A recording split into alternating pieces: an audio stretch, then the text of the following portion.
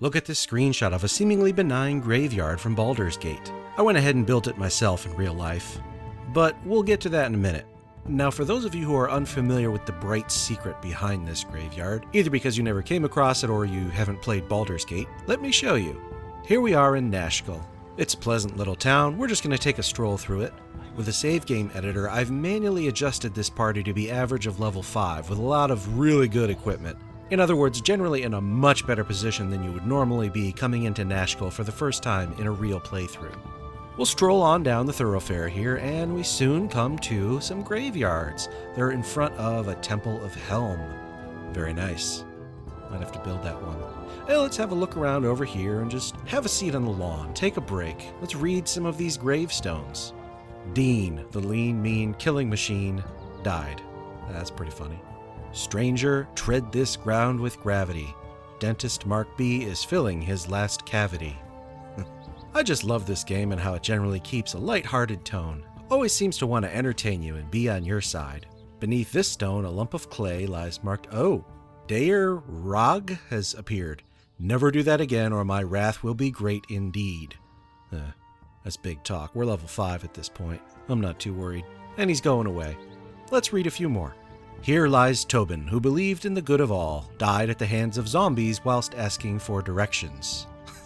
Mike, I feel my body rising towards the bright light. Wait, now it's falling. What the hell? I could read these all day, but you know what? My curiosity is just piqued. That dude showed up and warned us not to do it again. I wonder what'll happen if we do. Let's do it. Dare Rock has appeared again. He says, "Ah, you fools, you really shouldn't have disturbed my grave site. It was not easy faking my own death, and I'll not have it ruined by your meddling. Face your own death and the hell flames that go with it." Yeah, that's some big talk. How bad could it possibly be? All right, let's dance the spears. Oh, and he's summoning something. Oh! Oh!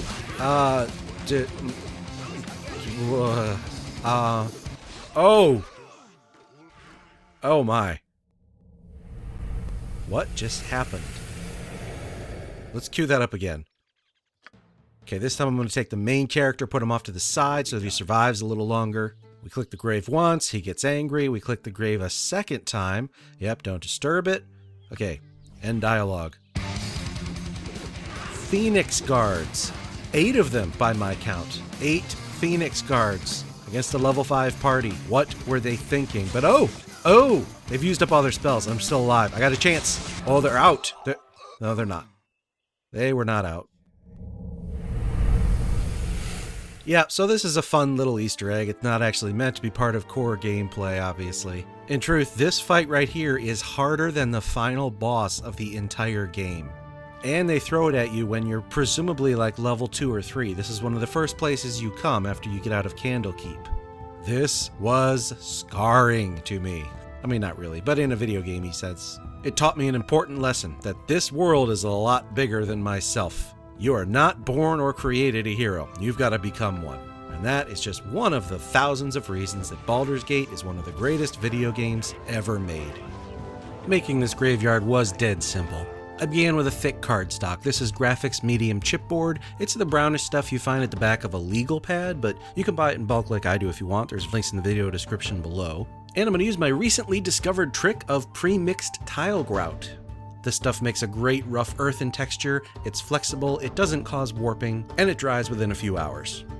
I like to spread it on there like butter, and then stipple it with a large brush to roughen the texture and take away any of the sweeping shapes from the spreading motion. Then I painted it up earthen brown. Now look at all the different styles of tombstones you see here. Got some classic rounded ones, some coffin style, some mausoleums. So I just tried a whole bunch of different things. I used foam to cut some trapezoidal shaped ones. I used chipboard. I used popsicle sticks and just chopped off the ends of them. Boom, gravestone. I even took some of the ornate beads from my bead collection and glued them together. I painted most of them with gray, a few of them with tan, hot glued them to the base, and then washed everything with black. There we go, looking good. Then I covered the ground with white glue and flocked it with Army Painter static grass. This is not the proper use of static grass. You're supposed to use a static applicator so that it lands standing up, but I like to just use it as like flocking. You get a nice thick matted grass texture, and I'm fine with that. Here's a quick little sidebar on the power of detailing. Look at the piece so far. Looks okay, but it's kinda lifeless.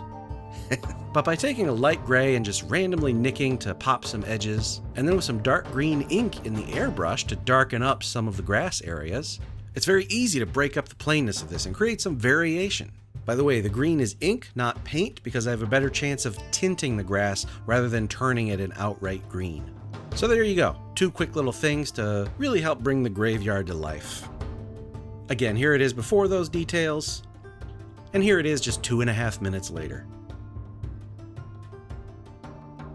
Looks like the perimeter is surrounded by some large white boulders, which I happen to have. I usually use these in my wargaming. I think they're just aquarium rocks, but they'll work perfect here. Nice thick bead of glue and trace the perimeter with them.